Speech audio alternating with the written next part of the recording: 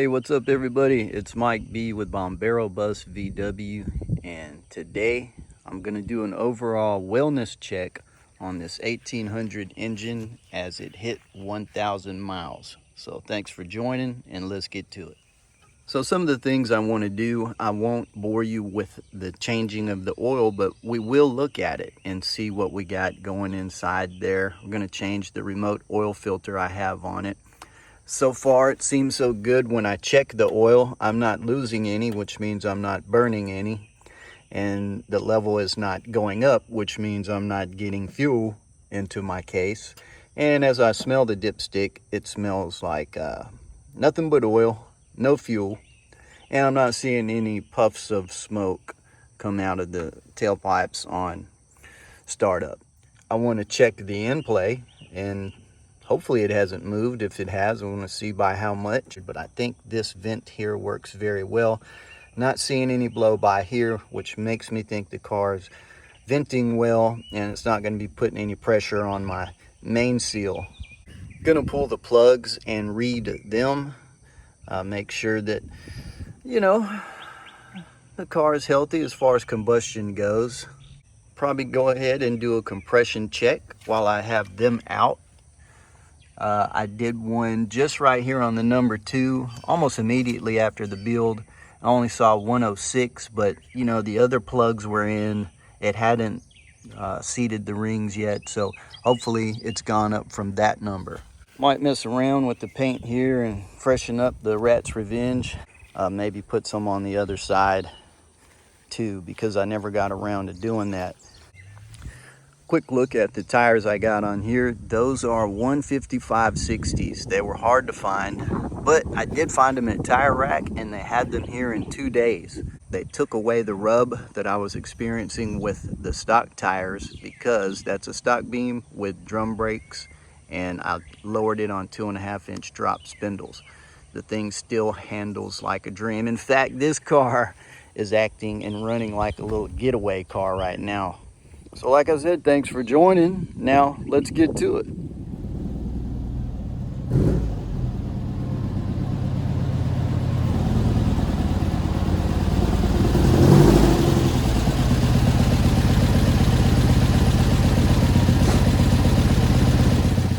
So number 1, I'm gonna start with changing the oil. And while I'm under here, I'll look at a couple of the things that keep me up at night.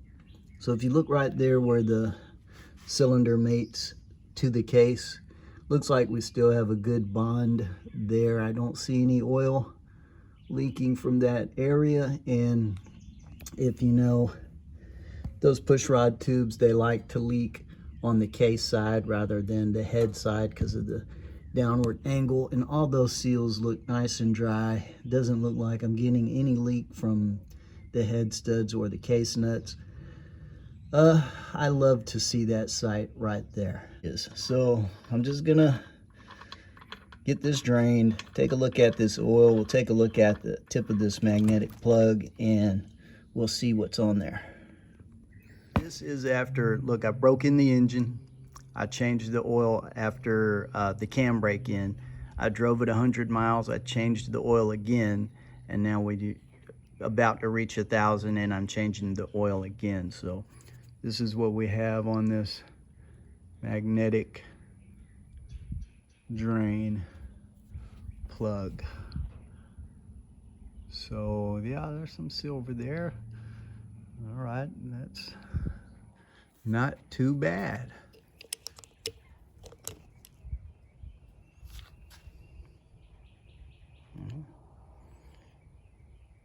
Looks good. And let me tell you, having this remote oil filter and that sump on the bottom have made me feel a lot better about things on a brand new engine. Now, your oil's still going to get as hot as it normally would with that sump on there, but it's just going to take longer.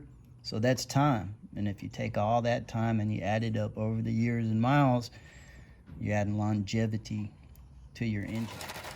Because basically you're doubling your oil capacity. So let's get this out here, kind of put it in the light and take a look at it. I can still see a little bit of a creamy mixture to it, but I don't see anything outstanding. But let's go fishing. Yeah, the 100-mile oil change did have a more of a psychedelic sheen to it.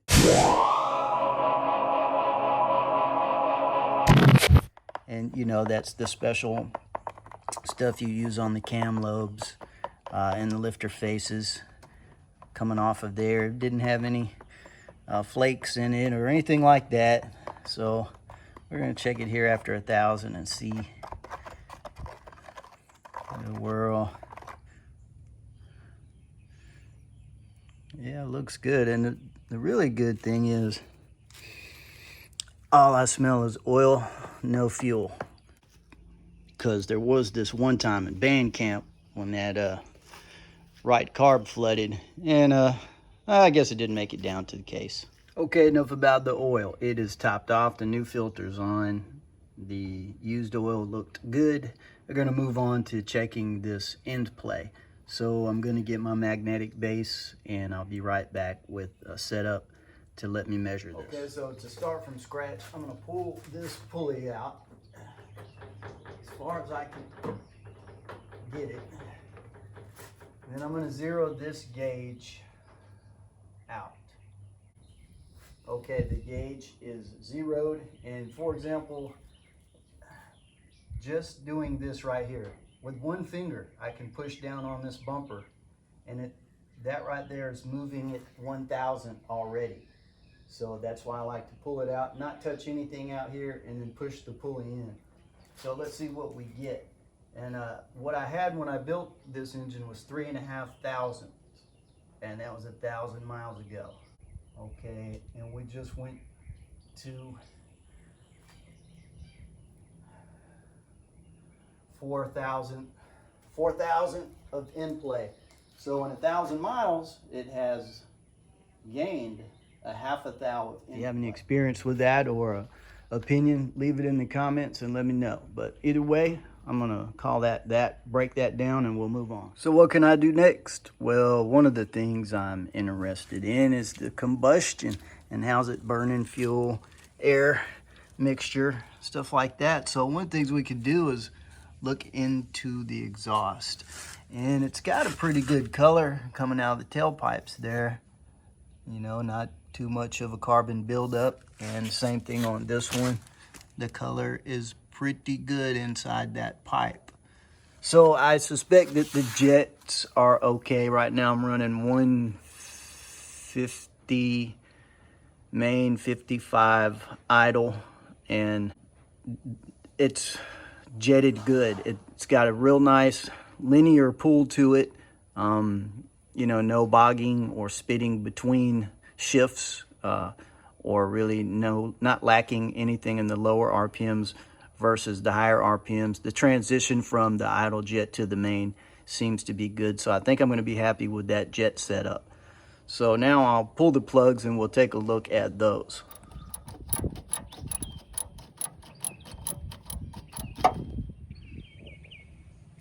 All right, there's the number 1 plug, but where I'm confused is I can't easily see the little burn band on this elbow here to know if the heat range is good, but I see a little bit of a shine there.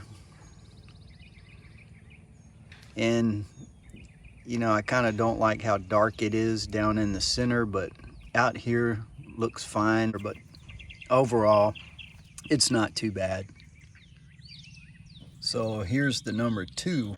That looks a little bit better to me. You see the burn right there, the heat range. It's throwing the band right in the middle of that elbow, telling me that 6 heat range is really good for that cylinder.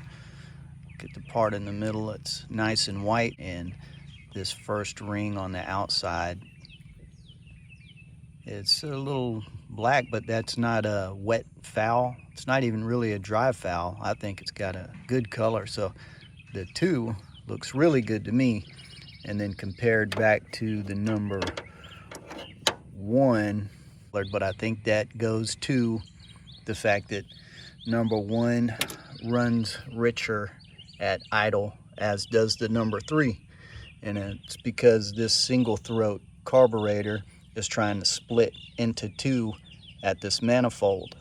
And I think at idle, it chooses one over the other, and it chooses the 1 and it chooses the number 3 on that side. So I'm not surprised if number 1 looks a little bit richer, as long as it's not problematic. And there's the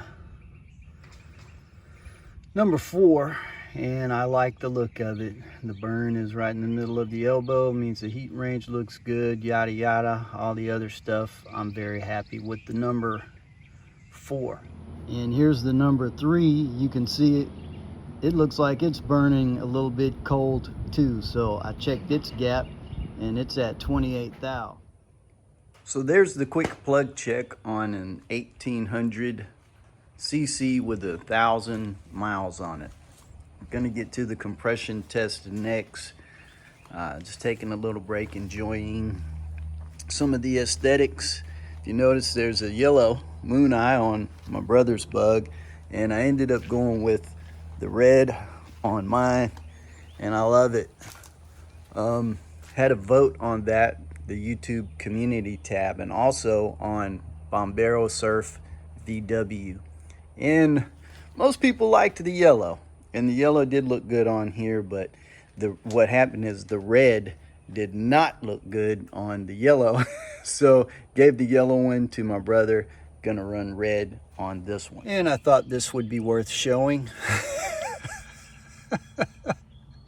So the reason I couldn't get the number 3 out very easily is because this had fallen in there beside the spark plug. So the spark plug socket would not wrap around it because this was jamming it up and stopping it from properly seating.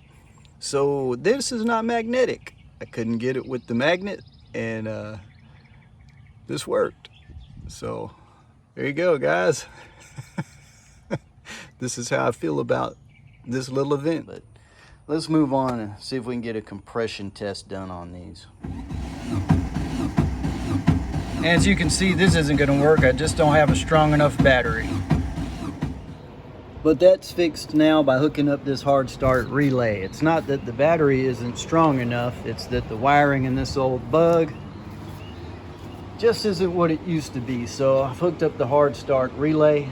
It's turning over really strong now. So in order to deliver what I promised, I'm gonna pull both of those carburetors off so I can easily remove the plugs, and then you'll see my fitting that needs to get screwed in there. It'll just be much easier to do with those carburetors out. All right, we got 110 on the number 2, but I still didn't feel like it was turning over strong, and my volts were just a little bit below good cranking amps before I started. I don't think 110 would be bad for 1,000 miles. I suspect it's gonna keep coming up as the engine breaks in.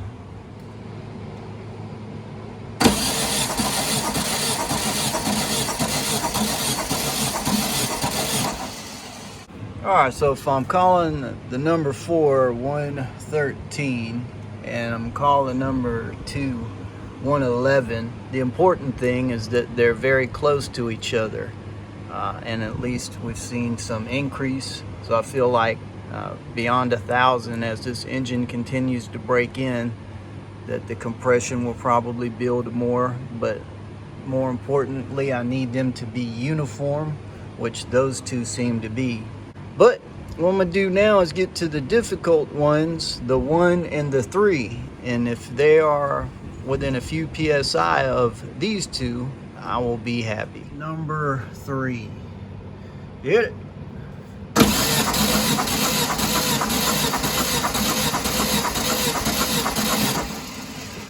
Yeah, the battery sounded stronger on that one. 100, 105, 110, and then we got like a 114 on this one.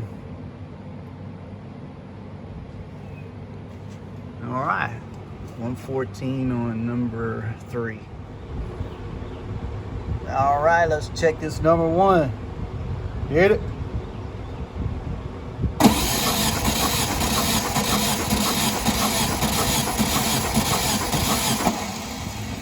That battery sounded weak. So I only got 109 on this one. But that was sounding weak. And there you go. That is a wrap on checking out the overall health of this 1800cc VW engine with 1,000 miles on it. Don't forget at Bombero Surf VW if you want to leave some comments there. And the overall going ons at our little club here is at Rat's Revenge VW. And hey, leave me some comments and let me know what you think about the numbers we found. And who knows, if we get enough interest, I might do it again in another couple of 1,000 miles, because I think those numbers are going to come up. The compression, I just don't think that the rings are totally set at 1,000 miles. I never have. And you know, it'd be interesting to check it again if it's worthwhile in the future. Don't forget to like and subscribe if this helped you out. So thanks for hanging out with Bombero Bus VW, and I hope to see you on the next one.